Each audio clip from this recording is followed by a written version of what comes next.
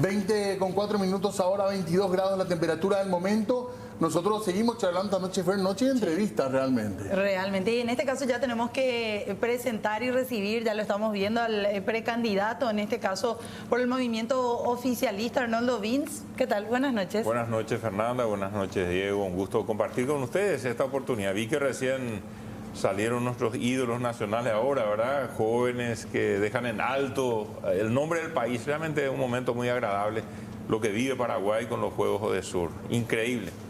Y hay mucho que hacer en eso para el futuro. Ese es un tema interesante. Nosotros nos comprometimos muchas veces ya a incluir en la agenda presupuesto de deporte, qué va a pasar. A veces tenía como una secretaría, no sé si decir menor, pero nosotros mismos los periodistas nos solemos meter en la agenda muchas preguntas sobre las políticas públicas. Y en deporte casi hay monotema, fútbol, ¿verdad? Entonces vemos en los Juegos Odesur cuántos deportes realmente se practican en la región. La capacidad instalada que queda en materia de infraestructura en Paraguay es impresionante. O sea, tenemos la posibilidad, y ahí tenemos que trabajar fuerte en los colegios, en las universidades, porque en esos intercolegiales, interuniversitarios, de ahí surgieron los grandes campeones. Creo que el último campeón, el récordman sudamericano paraguayo que tenemos es Edgar Bauman hace 23 años. Y él surgió de los intercolegiales. Tienes que hablar ya, doctor, con el ministro Galeano. Estamos hablando, trabajamos juntos. Hasta cuando fui ministro de Obras Públicas trabajamos juntos todo el tiempo. Hay que aprovechar el momento, fuimos uno de los hombres del momento. Así es. Doctor, antes de meternos en plan, en ideas políticas, en algunas preguntas que tenemos, un poquitito ya te preguntaba fuera del aire, un poquitito de tu vida. Sos hijo, nieto de inmigrantes, ¿cómo es tu historia para llegar aquí hoy, digamos? Sí, muy interesante porque algunos dicen apellido gringo, y cierto, sí, ¿verdad?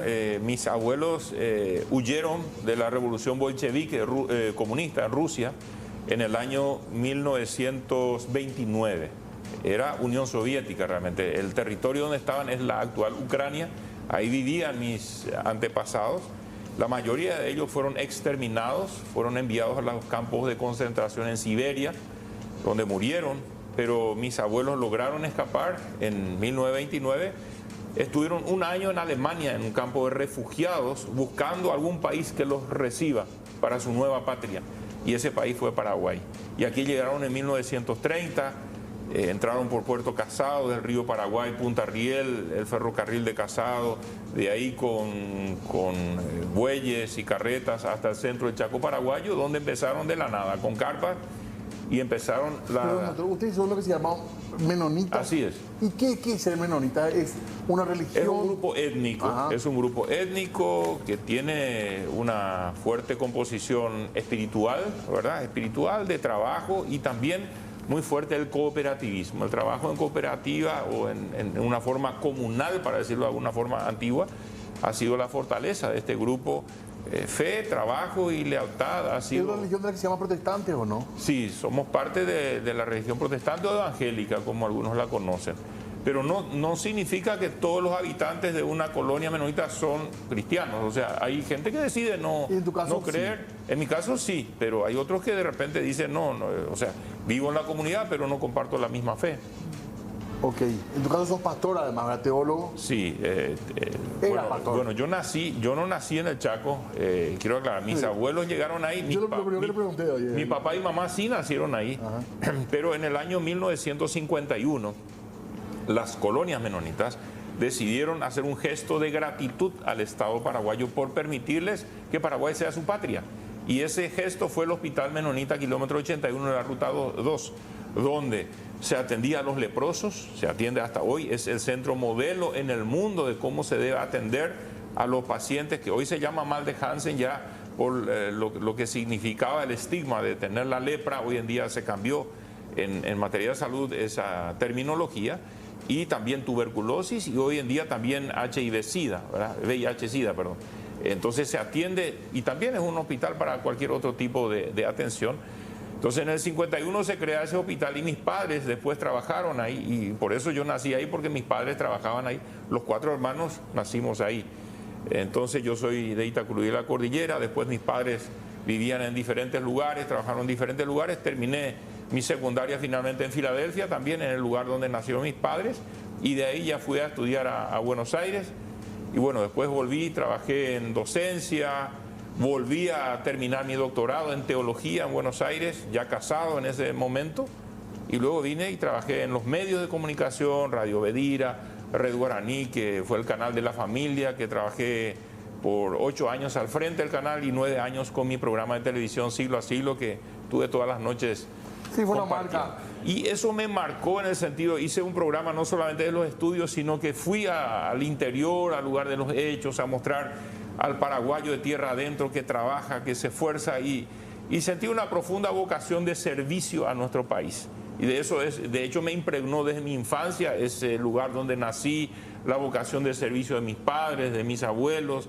O sea, eso llevo conmigo y eso hizo que después de ser periodista por tantos años vi que podía servir más a la patria. Y por eso decidí ingresar a la política. ¿Cuántos hijos tenés? Tengo 4 hijos, los 4 hijos están casados, están fuera de casa. Yo vivo ya solo con Verónica, con mi esposa. ¿Sos abuelo? Soy abuelo, tengo 7 nietos y vienen 2 más para fin de año. Así que absoluta mayoría femenina con las nietas. Pronto Vince ya no va a ser ningún apellido extranjero, va a ser bien paraguayo. Ahora, en este caso, con todo lo que se vivió, entrando ya al plano político, ¿cómo afronta hoy en día la campaña, la carrera política, las encuestas? De hecho, que los adversarios políticos dicen que las encuestas le siguen dando a ellos como ganadores. ¿Cómo se afronta todo eso hoy en día, doctor? Y se afronta como siempre afronté estos desafíos, con trabajo, con sacrificio y con el mayor esfuerzo y con un gran equipo de trabajo. Yo estuve trabajando hasta el 15 de agosto como ministro de Obras Públicas. Cuando pasó lo que pasó, el equipo político me pidió poder asumir esta gran responsabilidad en lugar del vicepresidente que renunció a su precandidatura. Y bueno, el 16 de agosto presenté mi renuncia al Ministerio de Obras Públicas y de ahí a esta parte estoy trabajando como precandidato. Tenemos, el movimiento Fuerza Republicana tiene inscritas 35.000 candidaturas para las próximas elecciones. Realmente es un equipo muy grande en toda la República, una estructura fabulosa de trabajo en cada uno de los departamentos. Es que se eligen muchos cargos, tanto partidarios por un lado, y los cargos para gobernaciones, para concejales departamentales, diputados, senadores. Entonces hay muchas candidaturas, cada uno trabajando y haciendo que seamos un gran equipo. ¿Consiguieron mejores números ya que Hugo Velázquez? Sí, estamos demasiado bien, muy bien, para lo que ha sido esta campaña pero meteórica. ¿No alcanzan todavía candidato de Honor Colorado? En muchos departamentos no solamente los alcanzamos, sino que ya los estamos superando. Hablando un poco de lo que ha sido tu gestión, doctor, te voy a tutear. Sí, con mucho gusto.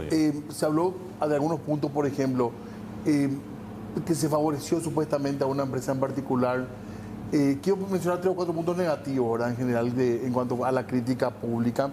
La famosa pasarela Ñandutí, el famoso puente, que algunos dicen el puente de Conrado Heckle, como punto negativo a su gestión, a la gestión que tuvieron en el Ministerio de Obras Públicas. Sobre favorecer a alguna empresa, no sé a cuál te referís. Al día. Ellos, o sea, cuando yo llego al ministerio, habían contratos con entre 30 y 40 empresas en el Ministerio de Obras Públicas. Ahora cuando salgo, ustedes pueden revisar, hay contratos en este periodo hechos con más de 130 empresas. Y la competencia es atroz en las licitaciones, o sea, hay mucha participación. Hemos siempre priorizado a las empresas paraguayas para que puedan generar mucha más mano de obra, porque las empresas paraguayas reinvierten en Paraguay. Y eso es muy importante para la economía nuestra, pero de mi parte no hay ningún favoritismo, al contrario. En los periodos anteriores hubo más preferencia para un grupo de empresas que ganaban casi todas las licitaciones. Y para impedir que eso pase, por ejemplo, Diego, una de las dinámicas que hice fue poner en una licitación, por ejemplo, ya a fines del 2018 licitamos 13 tramos, 13, en un solo llamado, 13 lotes. Y en el pliego decía claramente, nadie puede ganar más de un lote. ¿Para qué esa forma?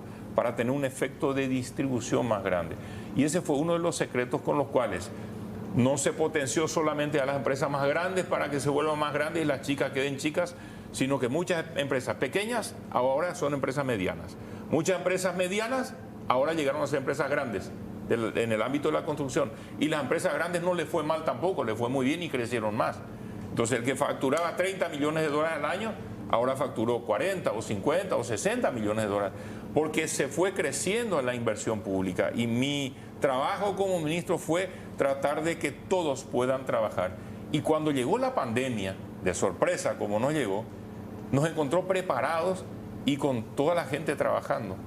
Y ese fue uno de los efectos dinamizadores de la economía en plena pandemia. De Campos Cervera no fue privilegiada. No, para nada. Porque incluso se habló que Jorge López Moreira hacía como un lobby ahí, que tenía mucha ascendencia. Y muchas cosas se hablan, ¿verdad? Lo que nosotros hicimos ante la denuncia, ya que mencionás la pasarela, dicho sea paso, están usando en estos días como Pero fue muy nunca. cara. Contraloría dijo que hubo irregularidades también. Y bueno, y esas regularidades se corrigieron. O sea, ¿en qué sentido? Pero costó mucho más caro. En primer lugar, no, se hizo la quita. Nosotros le hicimos la quita al presupuesto de lo que precisamente objetó Contraloría, y nuestra propia auditoría interna también arrojó el resultado que finalmente hicimos la quita a ese contrato de un monto de 2.199 millones de guaraníes que no se le pagó y no se le va a pagar, ¿verdad? Y la obra está estupenda, y hoy en día incluso a la noche con las banderas de los 15 países participantes están cruzando 12 a 20 mil personas por día que estacionan en el Parque Ñuguazú sus vehículos para poder utilizar las instalaciones deportivas. Hoy en día es un motivo de muchas selfies y se está usando, para eso fue construida. Ese fue un pedido que empezó en el gobierno anterior, que se construya esa pasarela, porque ya en el gobierno anterior, yo fui senador y me acuerdo que Camilo Pérez, como del Comité Olímpico, me visitó en el Senado cuando se hicieron los anteriores Juegos en Cochabamba, Bolivia. Entonces, inclusive él quiso que me vaya y no pude irme por una cuestión de agenda, para ver la experiencia que tuvo Cochabamba para poder aprender y hacer lo mejor posible acá. Entonces ahí ya se trabajó que teníamos que potenciar ciertas disciplinas deportivas ahí, y el problema era el estacionamiento.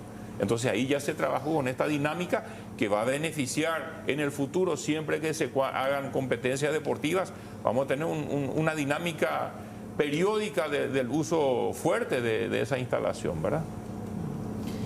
Y la otra observación que hiciste era al puente de Chacoí. El puente Chacoí. ¿Por qué Chacoí. el puente de otro, tan cerca del otro, tantas necesidades viales que hay? ¿Por qué se tomó la decisión de hacer ese puente? Yo te voy a decir una cosa, Diego. Sí. Hay un plan de aquí en adelante para el desarrollo de la capital que hizo una empresa internacional que dice que Asunción tiene que tener 4 puentes. O sea, el crecimiento de Asunción es muy importante. Acá está el otro proyecto que es, por ejemplo, está enramada Sí. con Argentina, con Clorinda, ¿verdad? Que es otra dinámica. Y acá en el centro de Asunción con, creo que en Biguay, enfrente, ¿verdad? Sí. Que es un tema ambiental que no se permitía. O sea, uno de los debates era hacerlo acá más cerca del centro, y que no se permitía por una cuestión ambiental. Entonces, ese emplazamiento donde está el puente, que van a ver que toda la conectividad que viene de Luque, de Roque Alonso, de la calle Última, converge en ese lugar donde conecta con el viaducto del Jardín Botánico, que también logramos terminar. En el periodo anterior se tiró la toalla porque era inviable, supuestamente no podían destrabar la parte ambiental del Jardín Botánico, los trámites con la Municipalidad de Asunción. Finalmente se destrabó y lo pudimos hacer. Y hoy ustedes ven cómo fluye el tránsito y cómo ayer, creo que cuando se cerró la Costanera por los Juegos del Sur, porque compiten ahí, entonces el caos que generó en el tránsito. O sea, ahí vemos el antes y el después. ¿Y el puente por qué ahí? Sí. Porque, en primer lugar, el puente Remanso está colapsado. Hoy, para ir al Chaco, muchas veces a la mañana para cruzar hacia el Chaco, tardas media hora o 3/4 hora para cruzar el puente, y a la inversa, a la tardecita, cuando uno regresa a la capital, hay días que se forman colas, y peor si se descompone un camión en el medio del puente, es atroz el tráfico. Ese puente, que cumplió su efecto, su rol ya por 40 años aproximadamente o más, necesita también un mantenimiento importante que nunca se pudo hacer.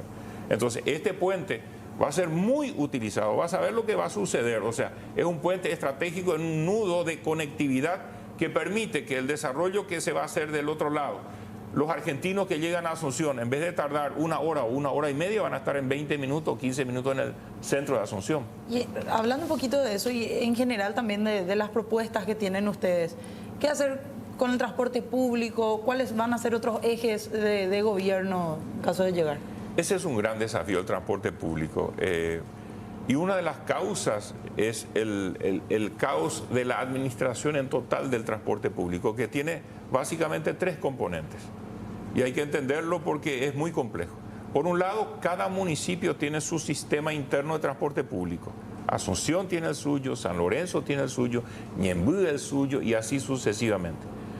Luego está el componente que es el viceministerio de transporte, que regula el transporte del área metropolitana. O sea, el que viene de Capiatá ingresa hasta Asunción, o el que viene de San Lorenzo hasta Asunción, o el que viene de Ñemby, lo que sea, que transpone un municipio y llega hasta la capital. Eso administra el viceministerio de transporte. Y luego está Dinatran, otra institución que administra lo que es el transporte de cargas, pero también el transporte de corta, mediana y larga distancia. Por ejemplo, Asunción Paraguarí es con Dinatran, Asunción Ciudad del Este es con Dinatran. Entonces, al tener diferentes componentes y diferentes campos de acción, muchas veces esa interacción, especialmente entre el transporte municipal y el transporte del viceministerio de transporte, acá en el área metropolitana, es bastante complejo ese manejo. Entonces, realmente para los empresarios muchas veces no es rentable. Siempre el transporte público en el mundo está subsidiado. Pero ¿de qué forma? Y es ahí donde se debe trabajar en mejores regulaciones. Para mí, que estamos en el momento en el cual, al invertir más en conectividad eléctrica como se hizo en estos últimos años, nosotros tenemos que dar ahora el gran paso hacia el transporte público eléctrico. Ya sea trenes, todo, transporte público, y también buses eléctricos. Fíjate, Diego, que antes del COVID, antes de que empiece ya, nos visitó aquí en Paraguay un consorcio que está en Taiwán, que es un consorcio japonés-taiwanés, que construye buses en Taiwán, buses eléctricos, todo.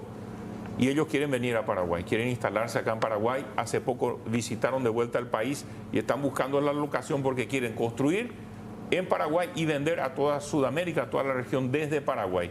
Taiwán es un aliado, un socio de Paraguay y nosotros esperamos que puedan hacer inversiones fuertes acá en Paraguay. Nosotros tenemos muy poco tiempo, lastimosamente, porque tenemos ni siquiera pudimos empezar a charlar, da la sensación, porque teníamos todavía todo, como la campaña empezó más tarde, teníamos, digamos, que ponernos al día en algunos puntos. Sí. Pero para hablar nomás, ¿a qué modelo se enfrentan ustedes? Porque hemos escuchado muchas críticas dentro del movimiento de ustedes con respecto a lo que es Honor Colorado, principalmente hacia Horacio Cartes. ¿A qué se enfrentan? ¿Por qué no ese modelo? ¿Por qué no Santiago Peña? ¿Por qué no Horacio Cartes? ¿En qué se diferencian ustedes de ellos? Es un modelo diferente, es un modelo de un grupo empresarial que tiene un jefe, un patrón, un dueño, que es Horacio Cartes. Cuando logramos que el Partido Colorado recupere el poder con Horacio Cartes, una de las primeras frustraciones que tuvimos los que trabajamos en la vuelta al poder del Partido Colorado fue que él tomó la decisión cuando asumió de buscar para sus ministros, principalmente entre los gerentes de sus empresas, administradores o directores jurídicos de sus empresas, y fijarse mucho menos y hasta, si se quiere, despreciar a la dirigencia del Partido Colorado, donde hay muchísimas personas, mujeres, hombres, con una tremenda formación y capacidad de gestión. Entonces, eso fue un modelo, como se conoció en aquel tiempo, ya de los gerentes de ese grupo. Ellos entraron al poder con 30 empresas, ese grupo empresarial, y salieron a los 5 años, hoy tienen 70 empresas. Entonces, hubo algunas cuestiones muy llamativas, como el caso del que estaba al frente de la Industria Nacional de Cemento. Algunos kilómetros más abajo instalaron el SECOM, esa misma persona que tenía todo el manejo de la información de cómo era el negocio y el trabajo del cemento, lo aplicó, lo que conoció en el Estado lo aplicó para un bien particular. Lo mismo pasó con el que estaba a cargo de Petropar, después maneja el grupo empresarial del emblema de combustibles de esa empresa, y así sucesivamente. Entonces, ese es un modelo diferente de manejo del país, y más ahora con la significación que ha tenido. Para nosotros es preocupante el tema del lavado de dinero, la vinculación con el crimen internacional, con el narcotráfico. ¿Para vos son cuestiones corrupto él? Y eso ha sido determinado por... No, pero para vos, doctor. Y es significativamente sospechoso de serlo. O sea, hay muchos indicadores que hoy en día, especialmente información que ha arrimado la CEPRELAT o la Secretaría de tributación que realmente no hay muchos documentos respaldatorios de dónde surgieron muchos recursos para hacer ciertos negocios y que tienen que ser aclarados. Que yo creo que esa es la cuestión importante. Una cuestión es la acusación, pero este es el momento en el cual se tiene que investigar y digamos, dilucidar las acusaciones. Brevemente nada más, y antes de cerrar, 3 ejes así fundamentales que en caso de llegar al Ejecutivo nuevamente van a ustedes impulsar. Yo voy a trabajar fuertemente en la generación de empleo en Paraguay. Generación de empleo. Paraguay tiene las condiciones con la infraestructura vial, con la conectividad, con los puentes que hicimos con los vecinos, la ruta bioceánica, de transformarse en un país en el cual se puede industrializar fuertemente nuestra materia prima, generar alimentos para exportar al mundo, porque ese es nuestro potencial y eso es lo que necesita el mundo. Quiero industrializar fuertemente nuestro país por el potencial que hoy en día tiene, y eso va a generar mucho empleo, mucha mano de obra. En segundo lugar, quiero trabajar muy fuertemente en la lucha contra la inseguridad. El paraguayo hoy siente justamente esa preocupación por la creciente inseguridad. Con mayor generación de empleo, con apoyo no solamente en uso de tecnología, más grupo LINCE, mayor reivindicación y aplicación de instrumentos de seguridad que se tienen hoy en día, vamos a mejorar sustancialmente. Y en tercer lugar, la parte de la lucha contra la pobreza. Yo voy a hacer un trabajo muy fuerte en lo social, fortalecer los programas sociales en nuestro país. Hay demasiados paraguayos que sufren en el bolsillo todos los días, todos los meses, la falta de recursos. Y voy a trabajar muy fuertemente en la parte social, viviendas sociales, los programas sociales y especialmente las oportunidades que necesitan las personas para poder acceder a un empleo. Gracias, doctor. Nos quedó muchísimo para hablar de educación y otros temas, pero dejamos para la próxima. Así tenemos una excusa para volver a charlar, ¿le parece? Sin ningún problema. Con mucho gusto. Gracias. Diego, Fernanda, muchas gracias. Estamos, Fer. Estamos. Hacemos breve pausa y enseguida volvemos.